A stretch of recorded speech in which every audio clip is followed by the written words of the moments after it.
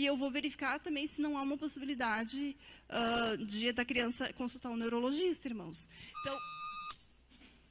Então, é muito importante você fazer essas atividades com seu filho, cantar com seu filho. E aí, nessa questão do homenzinho torto, tem que avaliar. E é bom fazer assim, porque a criança vai trabalhando o equilíbrio. Aí ela não vai cair, não cai toda hora. Possibilitar, irmãos, uma atividade física. Crianças têm energia, tá? Têm energia. Então, eu já atendi muitos casos, e tem um que é bem famoso, que eu já contei outra vez na palestra, do menininho que ele era filho único, ele está comigo até hoje. Ele é filho único e ele é amoroso, ele é lindo demais. E aí, ele estava em sofrimento, porque os pais deles moram em apartamento, e os pais dele criaram todo um universo para ele dentro do apartamento. Então, no quarto dele, ele colecionava os brinquedos mais caros, tinha vários videogames, então ele tinha todo um universo dentro do apartamento. E justamente aí onde estava o problema, né? Então, eu comecei a conversar com a mãe, disse, não, deixa ele ir para a pracinha, coloca ele numa escolinha, num contraturno, para fazer esportes, fazer brincadeiras. E ela começou a trabalhar isso com essa criança, e ele está melhorando bastante. Mas está sendo uma conquista, por quê? Porque a escola que ele estudava, né, que esse ano ele trocou, era uma escola particular, e elas exigiram medicalização. E ela se recusou, né? E a escola, então, não quis mais permanecer com a criança por causa que ela não quis dar medicação. E ela veio para mim por indicação, ela não é do nosso ministério, e ela veio por indicação de irmãos daqui, e ela disse, eu fiquei sabendo que você não gosta de dar medicalização para a criança.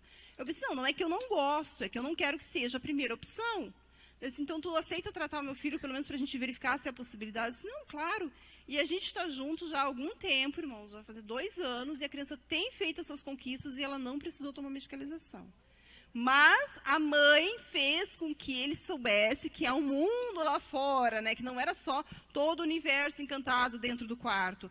E também pedi para tirar todos os videogames, todas essas séries de Vingadores e tudo mais, para ele não assistir, porque isso estimulava ele.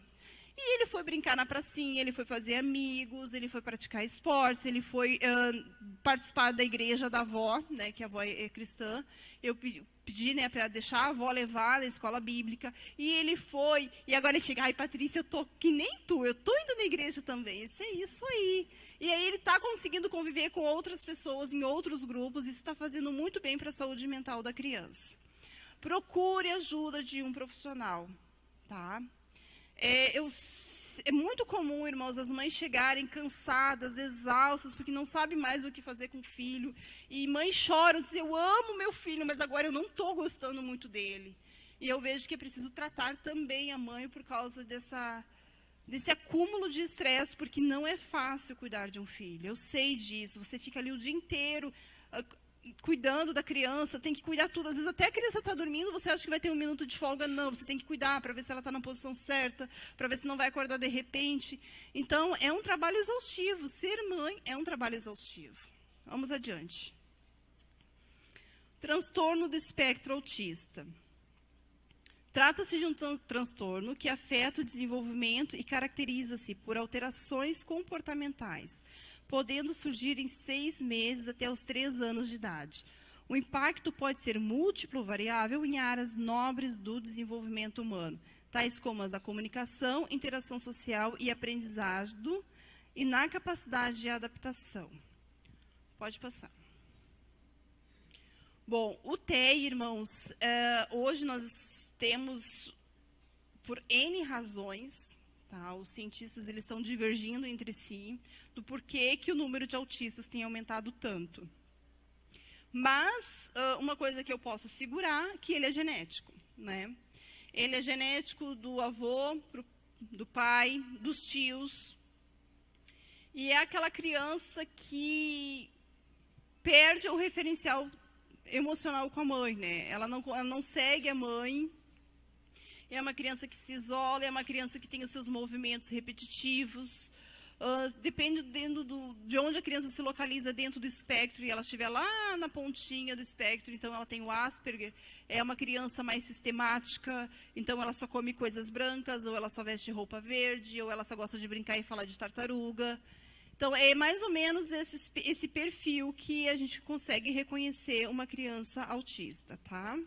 Aqui tem essas etapas, mas eu acho que dá para passar. Vamos adiante. O que não fazer?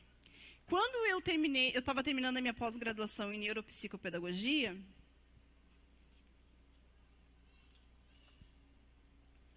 o meu estudo de caso foi uma criança autista na PAI.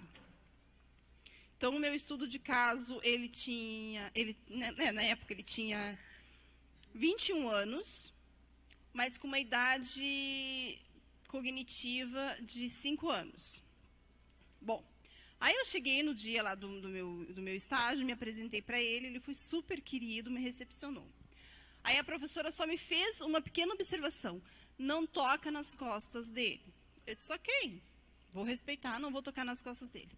Só que era sempre uma dificuldade conseguir fazer com que ele fosse para a sala de recursos para eu poder aplicar o meu planejamento.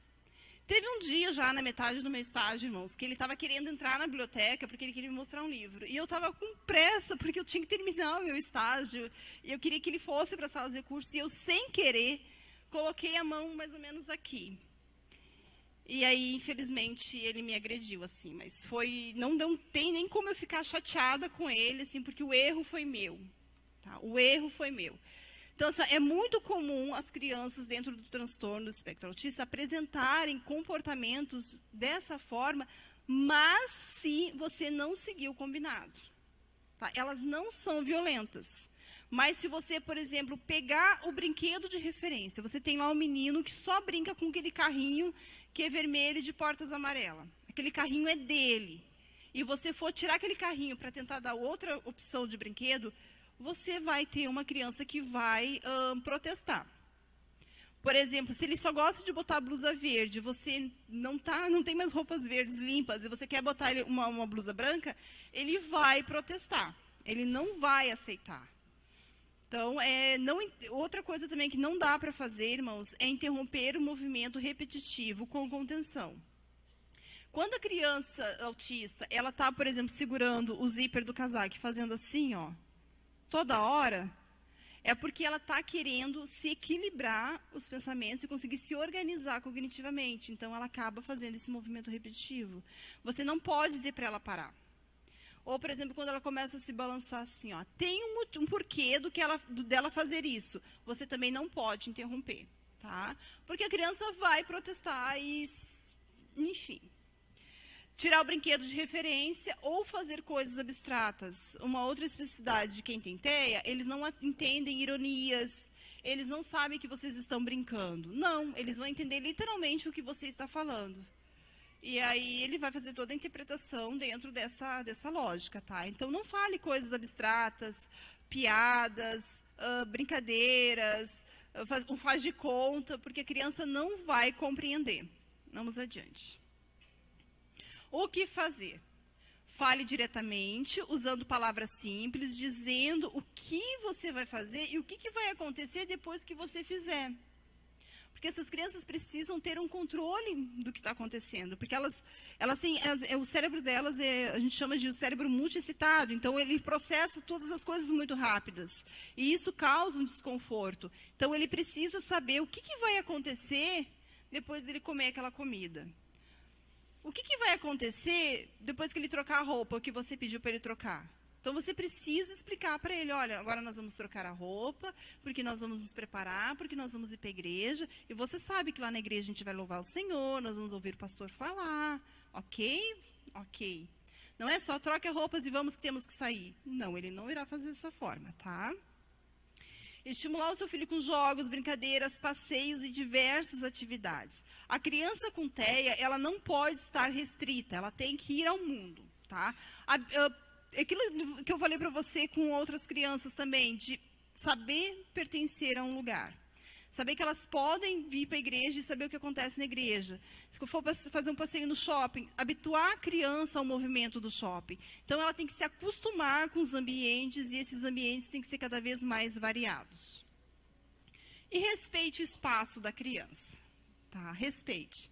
Eu atendi um adulto, um autista também, e aí até foi a esposa dele que trouxe ele, porque de vez em quando ele colocava uma plaquinha no quarto, não entre.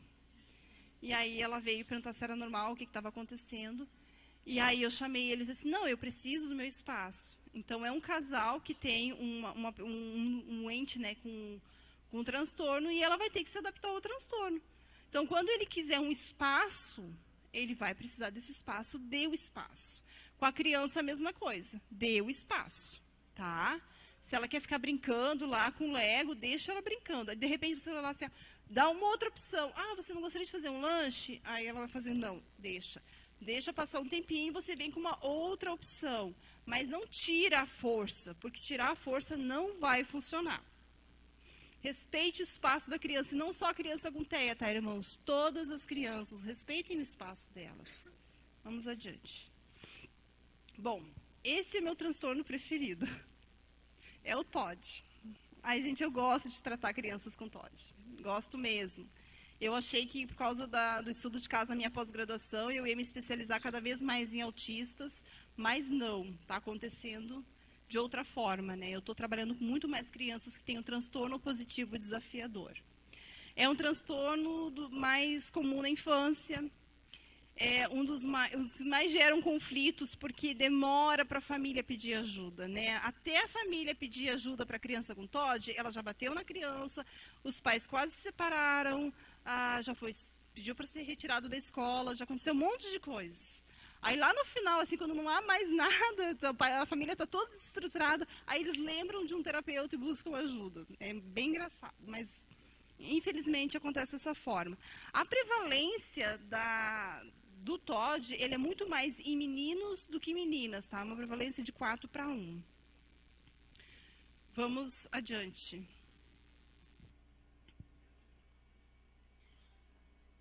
Só volta um pouquinho ali, irmão, por favor, que eu preciso registrar essa última fala. São crianças, irmãos, que vivem situações conflitosas. Vamos pensar o seguinte. Nós somos corpo, alma e espírito, né? Isso na nossa crença. Mas, para a ciência, nós somos o nosso físico, tá? A nossa questão cognitiva, e a questão também das emoções.